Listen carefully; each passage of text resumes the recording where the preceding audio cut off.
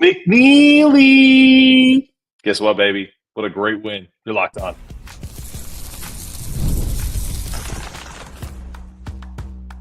You are Locked On UConn, your daily podcast on the UConn Huskies, part of the Locked On Podcast Network, your team every day.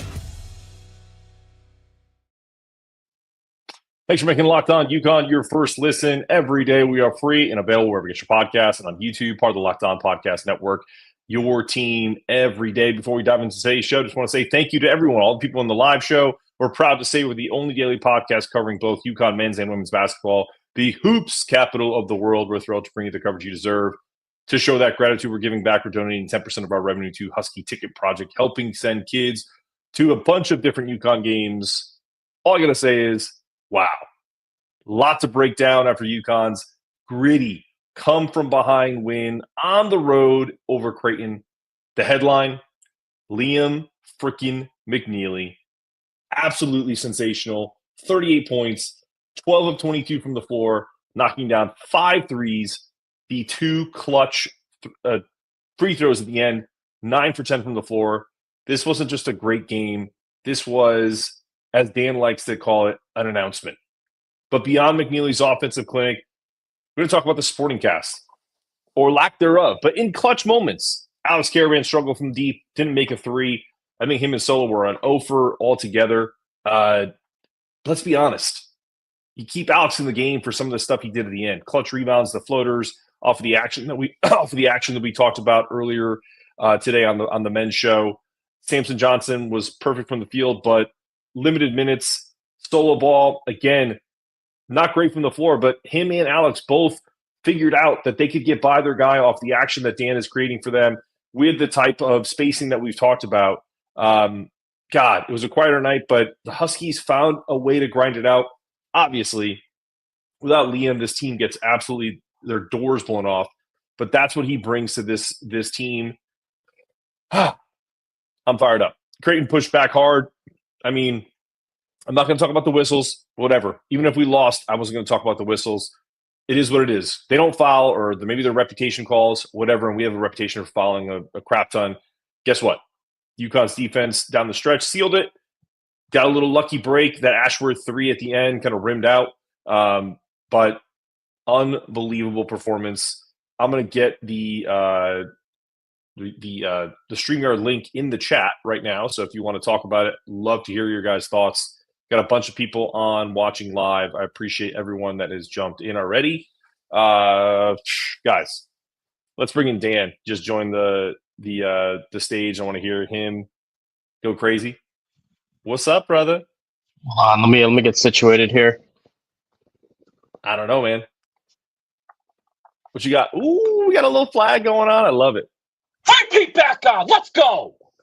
Let's go.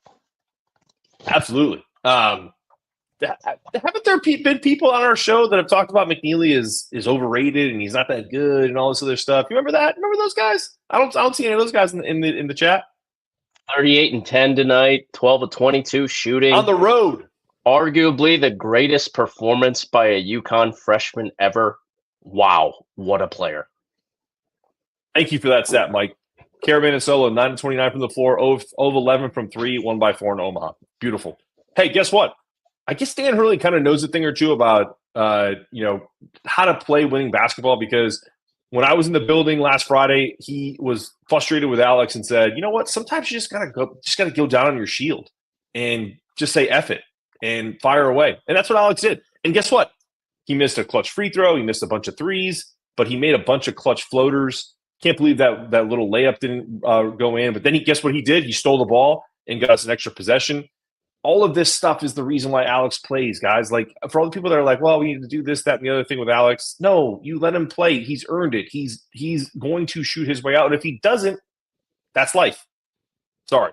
That's my rant for the day. Let's get some people on the show already. Let's go in reverse. I haven't heard from Silky in a while. I'll talk to him a little bit, and then we'll get Bernie in after that. What you got, brother? Gentlemen, how are we doing? Good, brother. What's up? Flying high. What a game, man. Liam, I mean, and I want to say something about Liam. His rebounding is like so underrated. It's incredible. It's just, he gets double doubles all the time, and he's like 8 rebounds, 10 rebounds. Damn, this team has no quit, and I love it. 38 Absolutely. and 10 tonight, and iced the game with the 2 free throws at the end. Like he did everything not? for them tonight. Unbelievable. Why the hell not?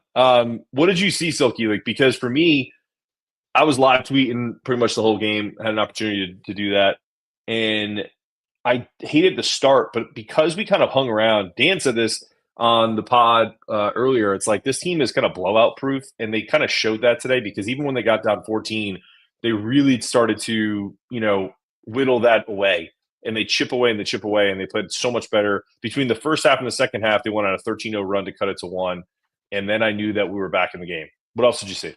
I love the small ball lineup, honestly. I think the ball moved very well. And it made Kalkbrenner have to come out more on the when he would play defense. So it kept the middle of the court so people would ball or Karaban beat their man. It was easier to get into the lane rather than having to face a 7-foot, however fucking tall he is, center and in the center. So sorry, I swore. My apologies. I know this is How dare you? my apologies, but I What just will we tell the children? What will we tell the children that are watching at 11:36 at night? Go to bed. Go to bed. Go to bed. PG-13. It's PG-13. Mark, I want to run through some game notes here. Go ahead. I just thought the game plan in this game worked to perfection. They traveling on the road. We talked about this in the preview pod earlier today. The positionless lineup was the reason why they won this basketball game. Terrace Reed and Samson Johnson have a rough first half with regard to fouls. You can complain about the whistle all you want. It evened out in the second half. I thought the second half was clean as hell. Steven Ashworth and Kalkbrenner, we played them pretty well in the first matchup at Gamble, but Jemiah Neal smoked us, and that was the reason why Creighton gets the first victory. Tonight, Jemiah Neal has a good first half, but they really slowed him down. I thought UConn was lights out in the second half. Creighton only scores 29 in the second half. I think UConn at one point went on a 14-1 run in a 4-minute stretch to start the second half in the first 10 minutes there. Steven Ashworth finishes 1 for 8 from the field. Misses all 5 of his 3-point attempts. Best free throw shooter in the nation, goes 11 of 12, scores 11 of his 13 points at the line. Ryan Kalkbrenner, 5 and 9, 9 boards, 3 blocks, only 13 points. You need more than that from your best player if you're going to beat this UConn team. Jemiah Neal, 5 of 12 from the field, 2 of 6 from 3, just 12 points. So those are the 3 guys. Those are the only 3 guys for Creighton that scored in double digits. The credit to whoever had the scout, whether it's Kamani Young or Luke tonight. Lights out scouting job. Lights out. Yes. Totally agree. This is more of like a cosmetic thing or just kind of like me trying to find something to get angry at.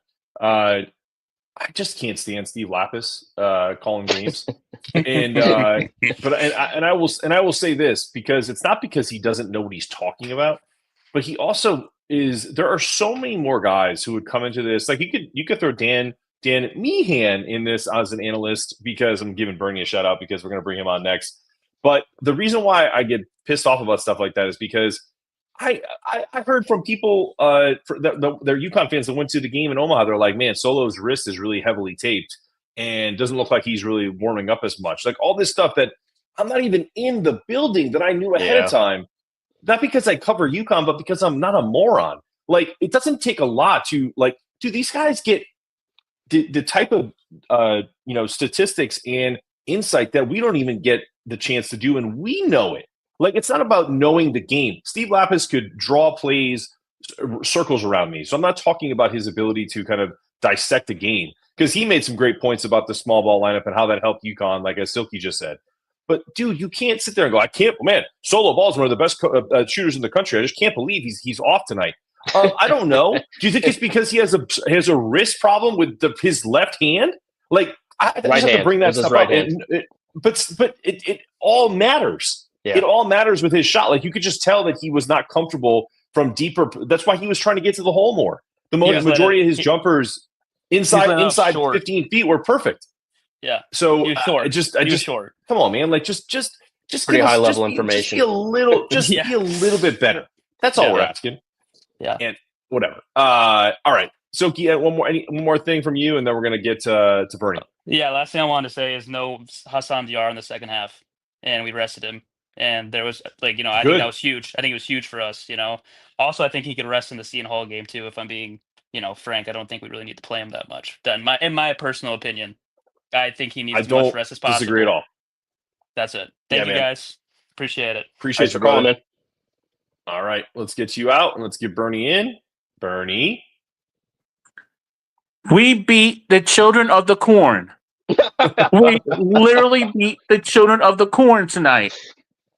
I cannot believe how this team had combined 47 turnovers the last two games, and they had 6 turnovers tonight. 6. Wow, that's it? 6? They had 6 turnovers. Cleaned it up. Nice job. 47. They had 25 against Marquette. They had 22 against St. John's. And 6 tonight against Creighton in that horrific building in the cornfields of Omaha. $1 beer night spoiled, Bernie. How do you feel about that? Well, I was just more intrigued about the fact they kept on chanting F. Hurley and F. Hurley this and F. Hurley that. Well, guess what? Who got the last laugh tonight? You children of the corn jack-offs? Hurley did. It was... Slow down, Bernie. Take it easy. Oh, I'm sorry. No, I'm joking with you, man. It was such an amazing performance. When they went down 14 at 37-23, my first thought was, here we go again. This is going to be the same thing that happened last season. But then they went on that 6-0 run to end that first half and cut the lead to 8. Well, Bernie, I'm not to cut you off, but I have this written down in my notes. From the time that Creighton goes up 14 in the first half, they then go 3 of 19 from the floor, including a 13-1 run by UConn from the 15 to 11 minute mark in the second half. That's where UConn won the game. And they just kept playing in the second half. Credit to Alex Karaban, who was just ice cold from both the 3-point line and apparently the free throw line. It can't buy a bucket. He kept playing. He had that floater working in the lane. That give and go, they had it. Like Mark, we talked about this on the preview pod earlier today.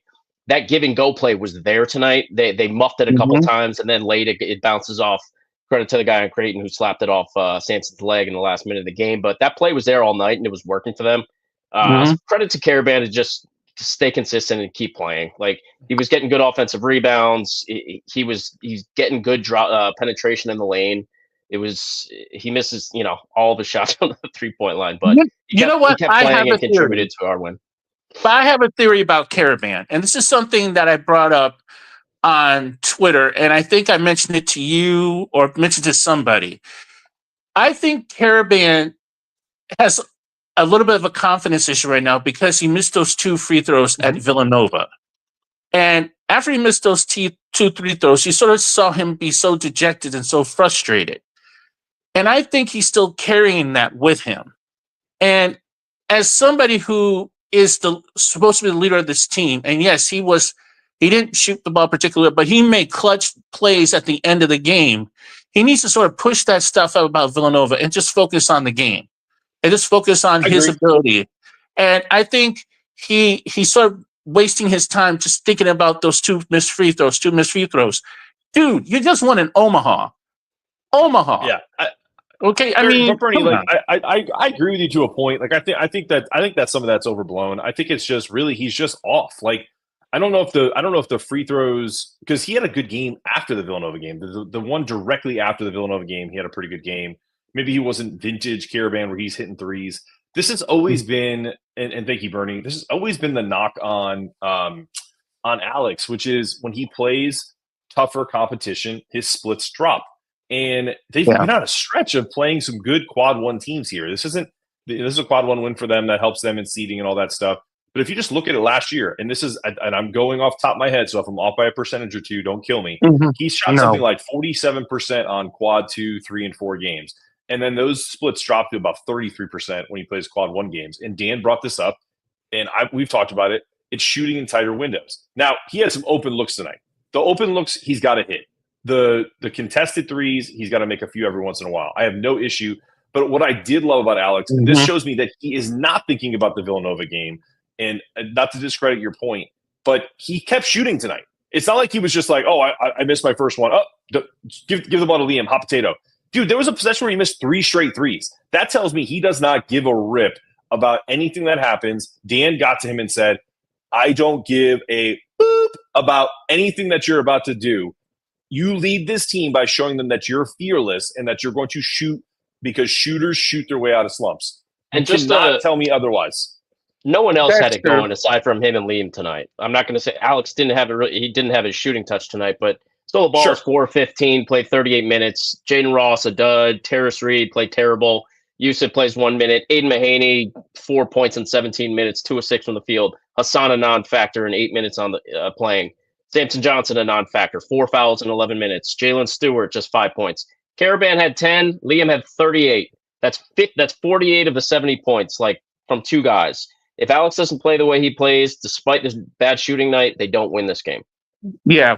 Well, Bernie, one more real thing. Quick, hold on. I'll let you make your last point, but I want to show you this, and then we're going to go to Joey Bailbonds, and then Steve, and then okay. Anyone else that wants to jump on? Also, guys, if I kick you out of the stream, it's not because you suck. It's because we can only have 10 people in backstage at once. So if it gets crowded, I just kind of move people around. Just a heads up. I made a tweet, and someone was like, you have to show accountability, and I'm going to. When they got down 14, this was my tweet. And who is this a-hole that covers the team? I don't know if you can see that. I got to stay up late and talk about this. So listen, we all have our moments of weaknesses, and I own it, and I screenshotted it, and I want to show you guys because, as you all know, I'm just a fan with a mic here, and I appreciate everyone that comes at me because I'll come right back at you. And you know what? If you want, like I said on Twitter earlier, I will be at the next game home against Villanova. So will Bernie because I hooked him up with a ticket. So holler at you. Yeah, I'll be there. But if you want to come talk to me face to face instead of showing absolutely no guts and coming at me on Twitter, I always come back and talk about stuff that I say wrong, and this was wrong. Speaking of Twitter, I got a stat I want to throw at you. This is credit to our guy, the grid guy on Twitter. Freshman with at least 38 points, 10 rebounds against a top 25 opponent on the road. Michael Beasley, Cade Cunningham, Liam McNeely. Decent company. Okay, I'll just say Bernie, this. last point, quickly.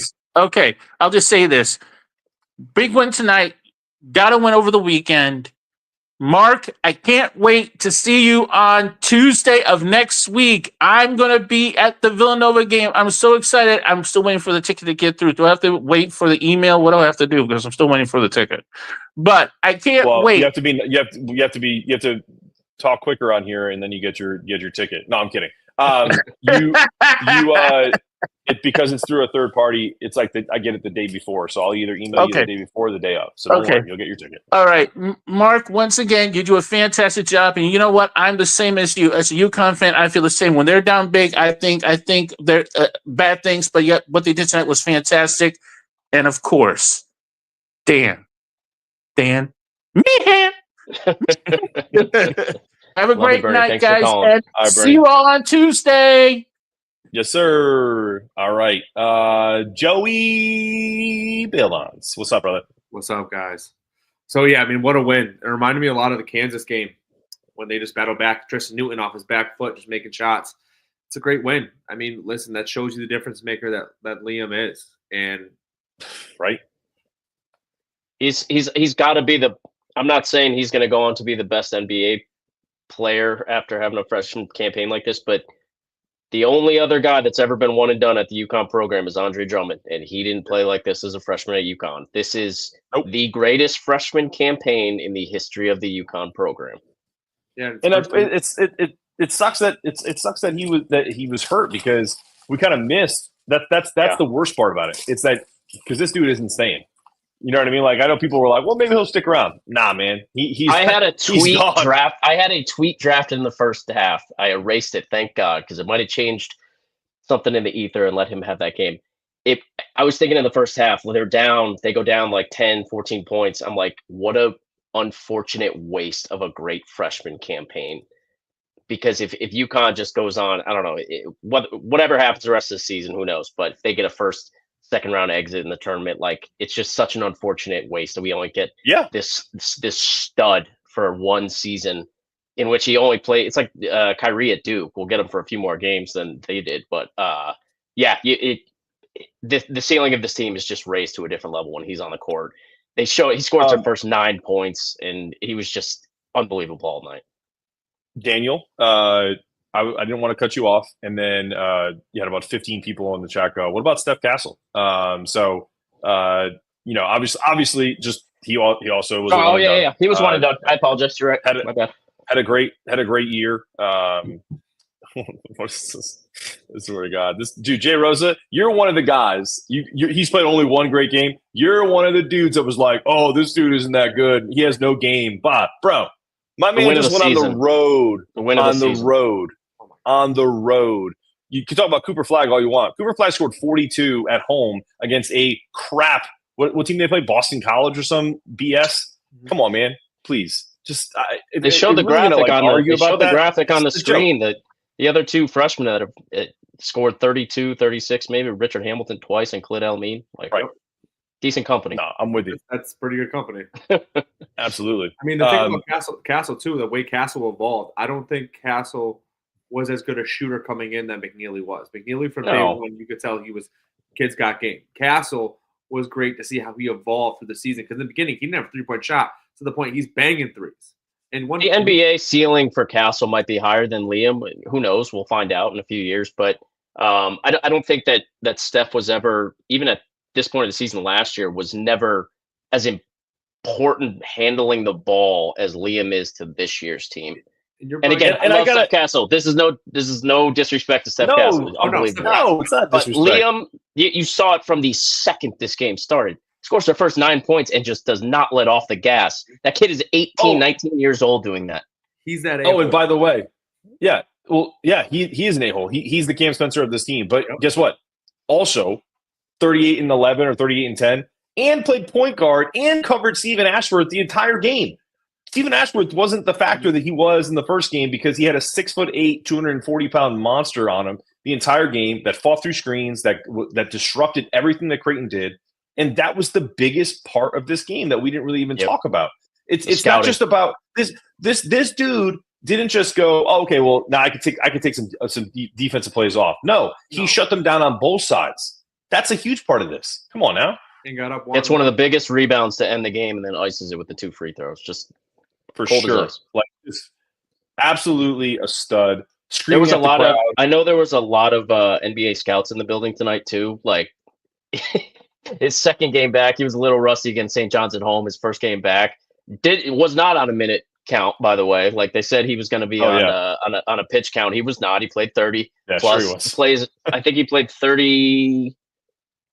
Played 38 minutes tonight. Just like if you were an NBA scout, you were just. If he was already top 15 in mock drafts, like he potentially top 10 after tonight. Trending. I'll tell you, man, like I don't think I've ever seen a performance like that except for when I was, and this is not from a freshman, when I was like 13 years old, I went to the Garden and Daniel Marshall has I think it was against St. John's, 42 in the quarterfinals back in the day. And like, but still, this is a kid who's, 18, maybe 19 years old. And that was Daniel was a grown man. He was a junior. And, it's just crazy. To think about, Mark, you and I, we had, when he had got hurt, he had been playing so well. Like he started to find his stroke before he gets hurt at DePaul. And it's just like what life could have been if they lose 3 games without him, go 5-3 in the 8 games they miss him, which is fine. But I think they win all 8 of those games if he's playing. So who knows? It woulda, coulda, shoulda, but we got excited about having this kid back. And my God, after tonight, like their ceiling is just raised so much higher with him on the floor. It's exciting. I mean, 100%. You're going to see him probably playing point guard going forward. I would say. Yeah. You're not. What's his name's not going to be out. Hassan's probably going to be shut down for the next game. That too, like the scouting aspect of this, to go with the wings on Stephen Ashworth. We said it on the preview pod coming into this game that you have to slow down Ashworth Because if you slow him down, that means you slow Ryan Kalkbrenner down because he's the number one feeder to that guy. And when they went small, Karaban was doing a great job. I would honestly, they had a better lineup going small. He was playing the 5. Yeah, he was playing the 5. Second half. Outside for that one play where he got back down and got taken out, he was doing a very good job. And they couldn't get it to him. They weren't feeding it to him. He had a couple good big time rebounds in the second half, Karaban. All right, boys, real quick, I'm going to take a short commercial break, and then we'll come back, and we have a couple more callers, and we'll talk about first time winning in Omaha, and then we had a good question on here that I want us to talk about. Save your answers for when we come back from the break, but that's the question right there. Does Alex Karaban come back next year? We will talk about that real quick after the break.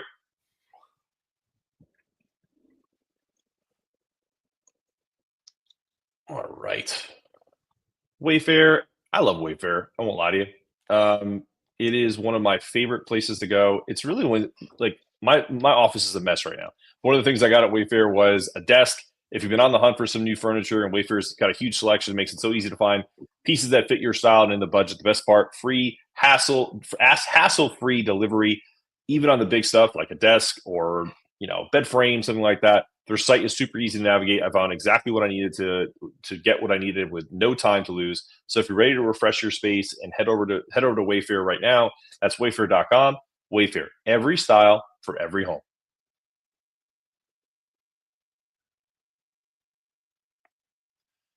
All right, boys, we're back on Locked On UConn. We got Dan Meehan, owner founder of Exit 68. We got Joey Bailbonds of Joey Bailbonds. And real quick, let's answer that question, and then I'm gonna let's get Mike in here, and then we'll go and then Steve. Let's get him to the stage, and he can give us his thoughts about the game here in a second. But the question as a whole is with Alex's recent struggles and just shooting struggles. Let's be honest, he's not playing poorly on defense. He's hustling. He's doing all that. We got Dan in his Ric Flair outfit over here with his cape around him. Woo! Is Alex coming back? Joey?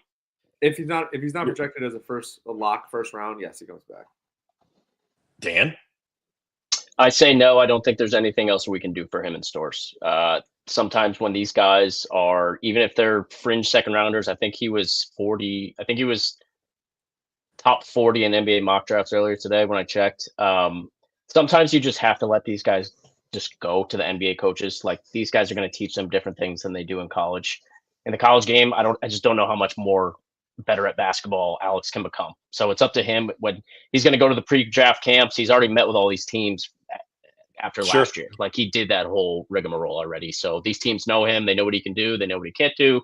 It's just a matter of him, if he wants to get paid another, however, I'm not going to say it on here, what he did to come back to UConn. But there's a lot more. So I see some comments in the chat, like, Liam McNeely is not coming back to UConn.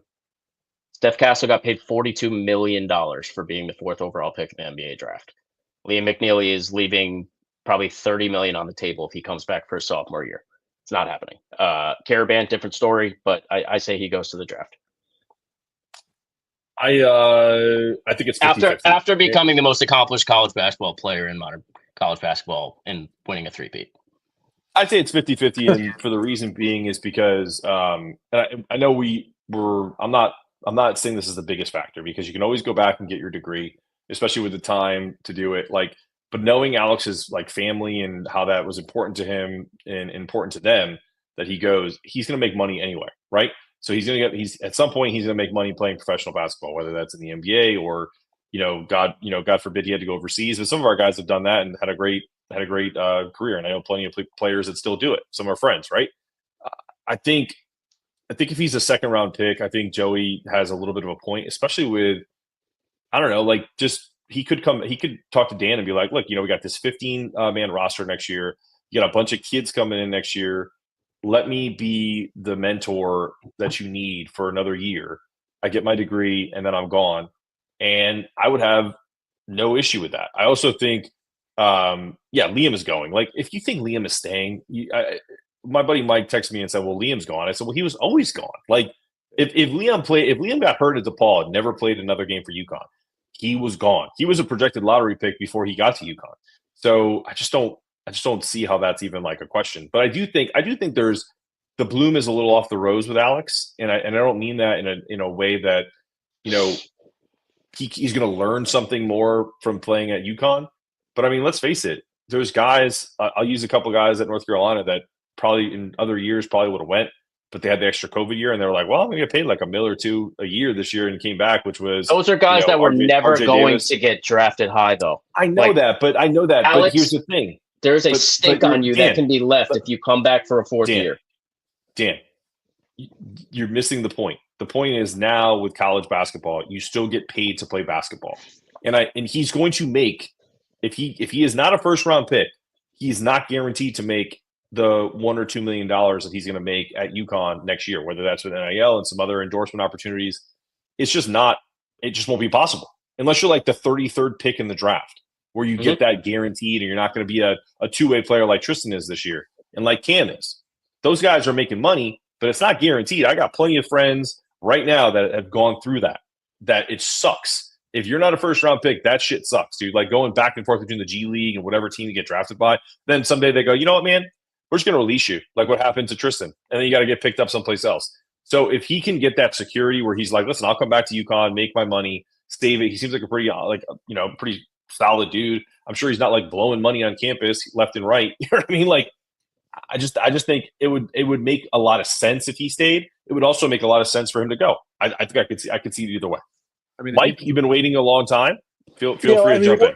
Why do you think it makes sense for him to leave this year if he didn't last year? I don't know that is because I feel like I think Dan Meehan makes some points, which is like there's his ceiling has been met here. He's not going to all of a sudden become a better Alex is going to start like crossing people up and like, you know what I mean? Like turning into a different player. Like he is who he is. So if there's a thought process there where it's like, okay, if I am who I am and I'm only a second round pick, even if I do come back as an older player and dominate college and average 19 points a game, he's probably going to be a second round pick the next year too. It's just maybe he increases it a little bit. I don't know. That's right. I can see it either way. Coming back this year, he was betting on himself that he's going to improve his stock when he probably in the long run isn't. Yeah, that makes sense. And he's a year older. The NBA, they think about that stuff. I think more and more you're seeing guys that it's becoming more normal to stay for 4 years, kind of like it was in the 90s and early 2000s. But there's also kind of just this stench in the air on guys that play a full 4 years of college basketball. It's like, if you were good enough, you would have came out a year or two ago. I'm not saying that's going to be the case with Alex, but I just think that he came back, like you said, to try to become a better basketball player, maybe unlock a few more things in his game, and try to do something special that no one's done since Bill Walton at UCLA. Win 3 championships in a row. I don't know if that's going to happen. Hopefully it does, but we'll see. I think he left a good mark. I remember last year, like a lot of the NBA scouts really loved him. They love who he is as a kid. His game might be, for all we know, could be better suited for the NBA. He's a 6'9". He could be a stretch 3-4 like Sam Hauser for the Celtics, hitting 40% from 3. Who knows? He can't guard though, which just worries me. And I love him, but can Sam Hauser? I think a little bit better than a lot of people can't. Can Sam Hauser? I think a little bit better than he can, but yeah, it's a fair point. I don't know about that. I think offense is just a little bit more coveted offense is more coveted in the NBA than defense. Yeah. If he can hit 38% for a guy that's 6'9" and stretch the floor for an NBA team, they might find some value in him more so than we can at UConn as a 4th year player. We'll see. You got anything else for us, Mike? No, super impressed with McNeely. I know everyone's talking about that tonight, but even like some little things like, and I don't know if you guys saw on the broadcast, but in the huddle before that last play when it hit off Samson Johnson's leg, you caught a clip of him hyping Samson Johnson up, and you're kind of looking in the huddle like he knew that the ball was going to end up there, and him running the huddles a little bit when before free throws and stuff, and Karaban listening and nodding his head. He does it all and is super impressive, and there's no shot he's coming back next year. He's a vocal leader on this team. It's so impressive. He's got the whole package. Yeah. By the way, I just made a bet in the chat. This dude was like, I bet money Liam comes back next year. And I said, how much? $1,000? And he said 200. And I said, all right, we're in. So just so you guys know, accountability. I'll bet you Liam's contract in the NBA next season. $30 million he's not coming back to UConn. $1,000, I got you, man. If you have the stones to throw up $1,000 against my $1,000, I guarantee you just lost money to me. So we're gonna put this up here. Why don't you hit me up at lockedonucon@gmail.com. I want to get all your information because I have a feeling you're gonna welch on that bet, my guy. Cooper Flagg's coming back to school too. Yeah, Cooper's coming back too. They're actually working. He's going to transfer to UConn, and it's going to be Liam and Cooper on UConn next year. All right. It's always Mike, possible. I don't want to just crap on our callers. I don't want to just crap on the callers. We don't know anything. We don't have any inside information. It's just a hunch from watching this game. Don't do that. We can crap on some callers, okay? Because 99% of the time the callers are fantastic. But my dude right there is either smoking way too much weed or drunk as hell right now. Come on now. Let's get Colin in here. Congo! What's up, Colin? What's up, fellas? How we doing?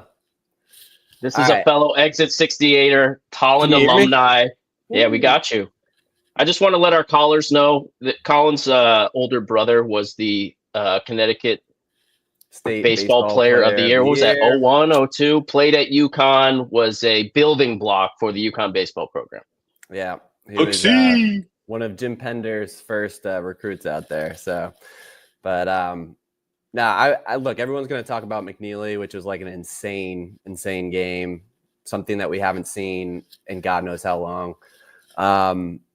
But the thing I'm curious to hear everybody's thoughts about is just the lack of playing time, obviously because he was injured, that Diarra got in the second half, and just how good that felt to watch this team without his sort of like Marcus Smart take over the possessions when they don't need to be taken over. Like, it just obviously having McNeely out there, someone who's like the clear most talented player on the floor instead of him, makes a big difference. But I don't know, there was just something I've been begging for less playing time from Diarra, and to finally see the team kind of have a little bit of cohesion without him on the floor. There was just something there that felt different and felt good. They found something. It was, and they clearly scouted. Two-time national champ. He's been great, but it's just too much Diarra. We need less Diarra. Colin, I don't disagree, and I'm not going to defend Diarra because I've done that too much this year. But what I will say, by the way, Joe, you got to get in here because Miles is worried about you. just neglected over there. I'll stop joking. No.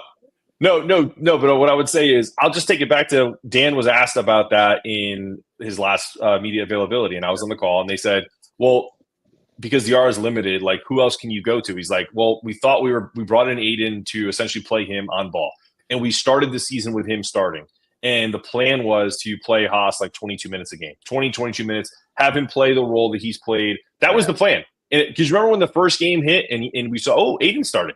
And everyone was, because that was the question. Is it going to be Aiden or Diarra? Because people were like, well, Haas earned it. He's been there longer. He should start. And I was like, no, you don't mess with a good thing. You keep Diarra on the bench. And that was Dan's thinking, where he was like, all right, we brought this guy in who averaged 14 points a game at St. Mary's. He's going to be able to kind of lead us as a starter. And then Haas is going to come in and do his Haas stuff, which is like disrupt, hit a couple threes. But it wasn't supposed to be Diarra with the ball in his hands with 10 seconds left. But unfortunately, when, what's the word? What should we call it? Like, necessity is the mother of invention, right? And unfortunately, it wasn't that great of an invention. It was Haas being like, hey, I just have to do this because this is my role now. And he got hurt doing it because he's playing way too many minutes and he's small. And now we're seeing what it probably would have looked like if he didn't have to have this role. It's not a bad take. I'm just saying, like, it wasn't supposed to be this, but I don't think Dan felt like, and for whatever reason, he hasn't been able to give Amon Noel an opportunity as a freshman to kind of take over that spot. What's up with that? I have no idea. I thought he was supposed to be a top 30 recruit. It's just, I just don't think he's comfortable yet. He's been hurt, but whatever. Defense-wise, he's not there yet. That's the thing. He's shown little minutes like that, but he's not the guy that can take over. He doesn't have the confidence yet, I don't think. Yeah. And Liam McNeely is a freshman, and he's playing a ton of minutes. If Noel was ready, Dan would play him. Yeah, like I don't think his confidence is offense. He's not ready. Also being injured, it's not working for this. Like, you might see the growth next year, like that sophomore transition that UConn does. He'll probably come out shoot the lights out. But It's tough to make a dent in practice and carve out a role if you're hurt all the time. Like he's just had a tough stretch, like health wise. So Gotcha. And then the second thing was, how do we feel about without the lineup without a big? Like literally just playing no big for about 5 minute stretch. We looked so smooth, and I don't know, there was something there. I feel like it was like with the Diarra being injured, they kind of backed into that positionless lineup tonight, and they seemed like they unlocked something. They might have found something there with Alex playing the 5, Liam on a 6'0" point guard and slowed him down. Like that was the lineup that won them this basketball game. Yeah, but we saw that last year too when when what's his name was injured and stuff too. So we saw that. Like I get it. It was almost out of necessity tonight, though. Is my point. Like it was. Diarra, like he just couldn't play. He went out of the first half. Like he was just not looking good. And I don't know. They seemed to that whoever had the scout tonight, whether it was Luke Murray or Kamani Young, like kudos. Yeah, no, I think for me, like the thing with Haas and like how they backed into this, like all that stuff, like it just comes down to like sometimes as a coach, like you just get, I mean, something happens and you just get lucky and you find something. It kind of happened in the Marquette game too, where they got into foul trouble and like you saw that wing heavy lineup with Solo at the top, and Haas was clearly diminished in that game too. And that's when they went on some of these big runs, especially when Marquette started to kind of chip away at that. So I just think for me, I love the small lineup for stretches of the game, especially even when you don't have a guy like Kalkbrenner, because what it does is it just gets more spacing. Like you just have more spacing on the floor for backdoor cuts, for the plays that Dan and I were talking about earlier in the pod this afternoon, which is just these little curl plays, these little DHOs where they're dribble handoffs. It opened up. Liam, it opened up. Alex, Solo, whoever, and all of a sudden it's like, oh, we can lob it up, or we can take these little floaters, and those were huge, especially when you're not shooting a great percentage tonight from three. So that's a big part of it. Yeah. And seeing more Stewie too. I mean, I think he's growing a little bit each game. He's getting a little more confidence each game, and I'm liking what I'm seeing. And it's not just the offensive end. It's like, he's actually barreling down on defense. He's grabbing like some pretty impressive rebounds. This is the beauty of college basketball, is you see some sophomore all of a sudden. I remember Karaban Butler back in the day.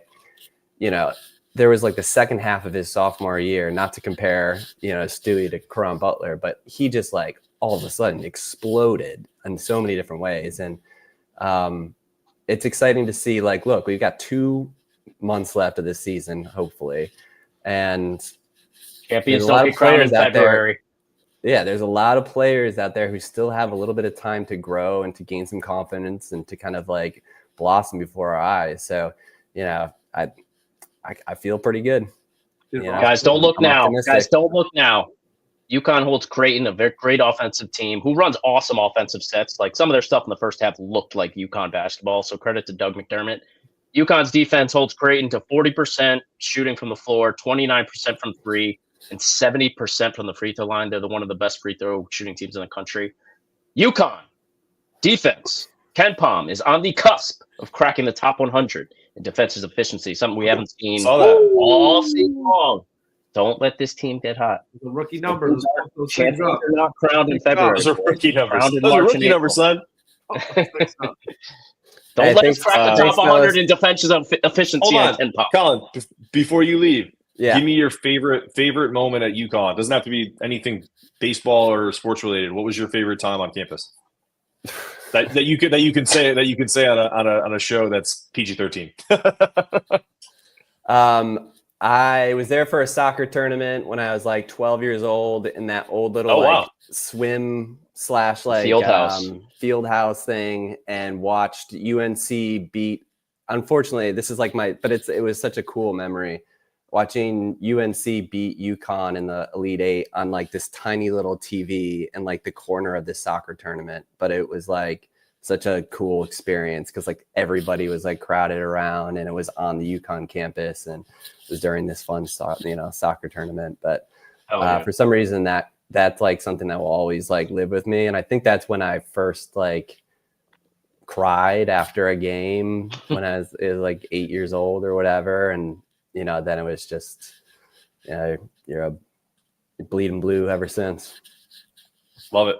Yeah. Love it, dude. Thanks for jumping on the pod. Feel free to come back anytime. All right. Appreciate it. Later. All right, dude. All right, let's get OK in here, and then we'll close out the show. All right. I'll say that being on the other side of a team that has a giant center really sucks. Like, that guy is so huge. And thank goodness we have the coaching staff that we do and go into the small lineup that we did, because going small ball and just to move him out of where he was, being the tower of terror that we've come to love the previous 2 years, and doing it with 23% from three is just crazy. What was our offense tonight? It was just Liam doing cone drills against 6-foot cones.